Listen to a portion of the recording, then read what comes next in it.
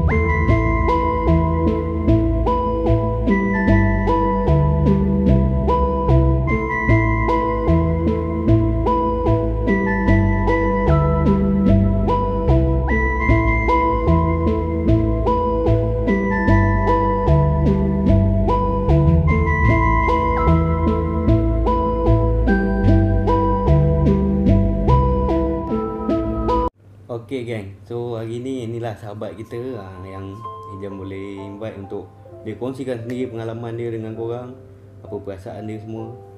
So kita mulakan, kenalkan diri akak dulu. Okay, Assalamualaikum. Nama Kak Suleha. Panggilan Kak Su lah. Ya. Okey, untuk pengalaman pertama kak, apa akak rasa tiba-tiba kita mula lockdown? Sedangkan sebelum ni kita selesa kan, kerja ulang-alik dekat dengan family. Walaupun penat, tapi tiba-tiba lockdown, dah terpisah macam ni. Okey, daripada first yang akak dapat tahu, benda ni sangat mengejutkan sebab akak tengah on leave. Akak balik kampung dengan anak akak balik Perak. Jadi akak punya bos masukkan dalam grup yang mengatakan kita kena masuk Singapura. Akak dapat tahu pada 16 hari bulan 3 tahun 2020. So tahun lepas lah. Lagi 2 hari lagi lockdown. 18 hari ya. So akak dapat tahu daripada 16 hari bulan, malam pukul 12 malam akak ada kat Perak. Oh, tengah malam ah. Tengah malam. Jadi akak terus call akak punya bos, akak tanya sebab akak masih on leave. Akak pun dekat Perak. Jadi dia inform akak, you mesti kena masuk besok. Kalau you tak masuk, border tutup, you tak allowed untuk masuk Singapura untuk kerja. Jadi benda ni macam kalang kabut tiba-tiba pukul 12 malam, sedangkan kita pun bukan dekat Perak tu kan jauh.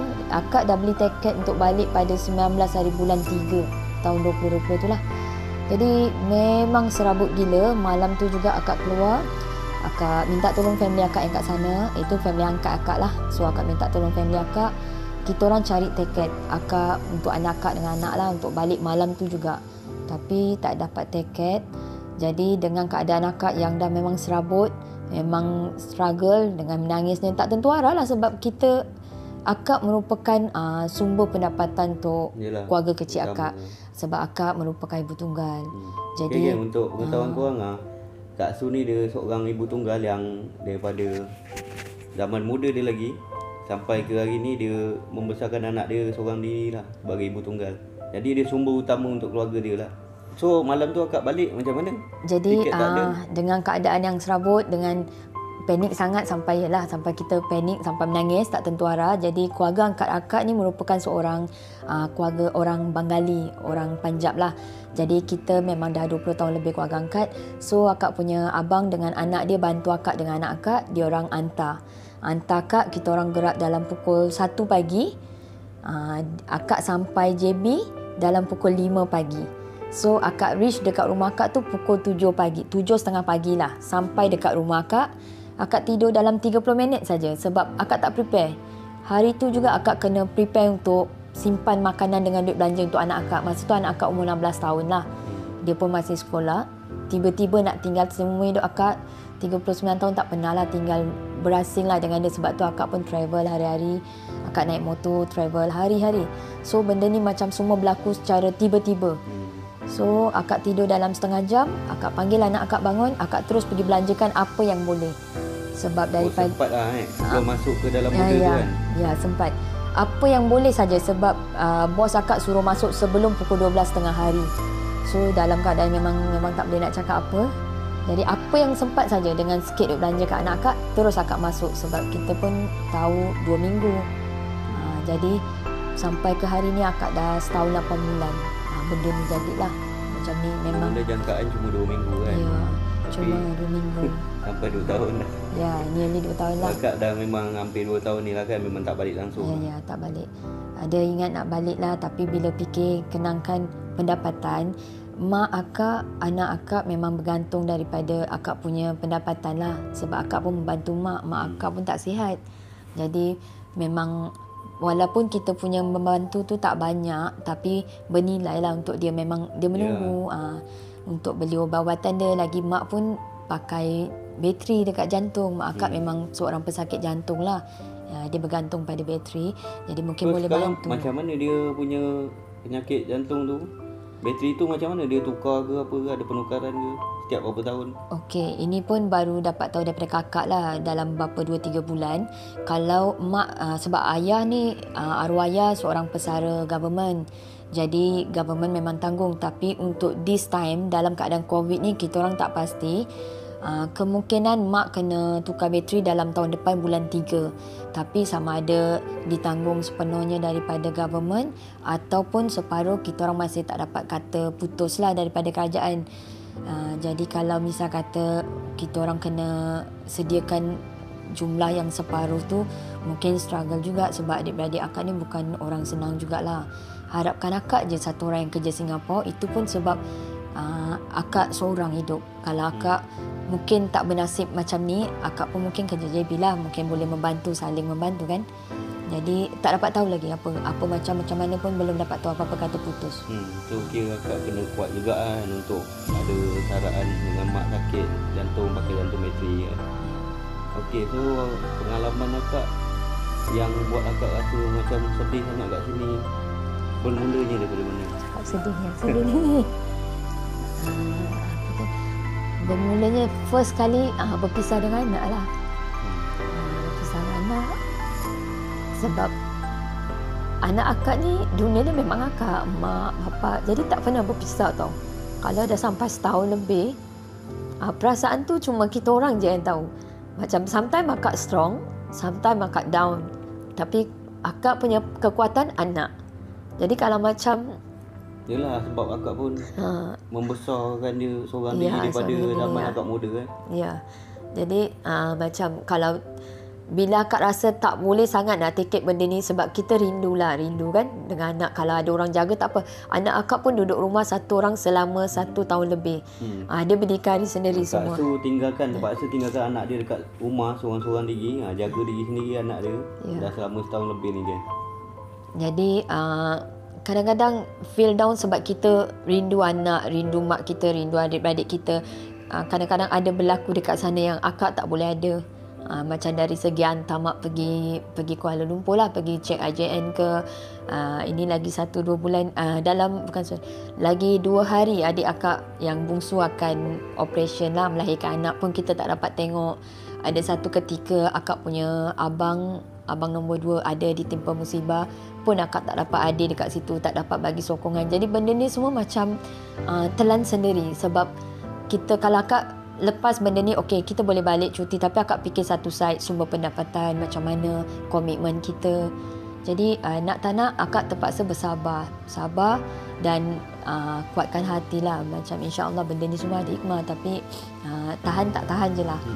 Terpaksa juga macam tu. So dalam keadaan macam ni memang macam ni perasaan akak, apa yang akak fikir akak nak balik ke apa, ada tak rasa perasaannya? Kacau kita punya kepala sekarang. Kalau ikutkan hati, memang akak memberontak sangat nak balik dengan keadaan kita. Sometimes kita kerja pun ada tekanan, sometimes tekanan daripada tempat, bukan negara kita. Tempat sini bukan kita punya tempat. Kita just tempat cari makan saja. Dengan kita tak tahu sini kat mana, sini sana. Lagi dekat Singapura ni, dia punya barang semua berbeza macam dekat Malaysia. Malaysia memang murah lah dari segi makan. Kat sini dari segi makan memang ikat perut lah. Sampai akak terpaksa curi-curi masak dekat dalam bilik. sebab kita tak ada OT. So backseat kita tu itulah kita punya untuk pecahkan, separuh untuk hidup dekat sini, separuh untuk family, separuh untuk komitmen. So memang akak maksa pun memang curi-curi lah untuk perut sendiri. Itu terpaksa lah sebab kita tak ada pilihan. Untuk akak memang tak ada pilihan sebab akak hidup sendiri. Betul-betul memang struggle lah, tapi memang kena buat juga. Sekarang keadaan keluarga macam mana dekat sana? Semua alhamdulillah sihat ke macam mana? Sampai satu tahap akak rasa betul-betul sad sebab abang akak, dua abang akak, dua family abang kena quarantine sebab close contact. And then adik lelaki akak pun sama, dan satu tahap tu makcik akak sendiri tengah critical COVID. Tapi alhamdulillah lah Allah masih bagi dia panjang umur. Jadi banyak benda yang berlaku, akak cuma boleh dengar, menangis dan berdoa, tawakal macam tu. Sebab kita kat sini memang akak tak ada pilihan untuk balik dalam masa terdekat ke apa, sebab akak fikir side akak juga, periuk nasi akak untuk keluarga kecil akak ni. Jadi hanya boleh mampu berdoa, kadang-kadang menangislah. Tak ada pilihan nak buat apa. Macam tu. Okey, sekarang kata-kata semangat akak apa yang untuk akak boleh rasa semangatkan diri akak untuk buat masa ni? Harap tak berpanjangan keadaan macam ni. Semangat kalau untuk diri sendiri ataupun untuk orang senasib akak, cekalkan hati, anggap ini adalah ujian Allah untuk semua orang. Jadi kita tawakal, cekal, sabar, dan harapan akak sangat semoga border buka secepat mungkin. Terlalu banyak kita orang punya perasaan yang tak boleh nak dicakap dengan kata-kata, tak boleh nak diungkap, hanya telan sendiri. Sampai satu tahap memang dah tak boleh tahan, kita menangis, mengadu dengan Allah. Tapi kita terpaksa juga lalui untuk keluarga tersayang, untuk anak-anak, untuk teruskan hidup. So kita berkorbanlah dekat sini demi untuk orang yang tersayang, untuk family, untuk anak-anak lah. Okey geng, so sekarang untuk video ni sampai situ dulu. Kita akan sambung pada part 2 dengan Kak Su juga.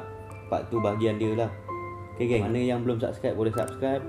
Yang boleh support teruskan support. InsyaAllah Ijam doakan korang semua dimurahkan rezeki, sihat selalu.